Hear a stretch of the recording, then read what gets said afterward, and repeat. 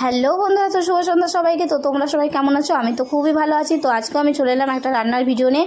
তো আজকে আমি দুপুরে রান্না করেছিলাম এঁচোড় চিংড়ি আর করেছি বেলে মাছ। তো প্রথমে আমি এঁচোড়টাকে ছোটো ছোটো করে কেটে নিয়েছি, তারপরে সেদ্ধ করতে দিয়েছিলাম। আর এঁচোড়টা আমার সেদ্ধ হয়ে গেছে। তারপরে আমি চিংড়ি মাছগুলোকে ভালো করে ভেজে নিয়েছি। আর এখানে কেটে নিয়েছি আলু বেগুন আর এঁচোড়ের জন্য আলু টমেটো পেঁয়াজ। তো প্রথমে আমি আলুগুলোকে ভালো করে ভেজে নিচ্ছি, তারপরে দিয়ে দিয়েছি পেঁয়াজ টমেটো, আর এর মধ্যে দিয়ে দিয়েছি গোটা গরম মশলা, তেজপাতা আর শুকনো লঙ্কা। তো দেখো ভালো করে ভাজা প্রায় হয়ে এসছে। এর মধ্যে আমি দিয়ে দিয়েছি পরিমাণ মতো লবণ, হলুদ, আর দিয়ে দিয়েছি পেস্ট করা মশলা। আর এখানে মাছের জন্য আমি আলু টমেটো বেগুন আর নিয়ে নিয়েছি বড়ি। তো যেহেতু গঙ্গার জ্যান্ত মাছ, তো এঁচোড়টা আমার প্রায় হয়েই এসছে।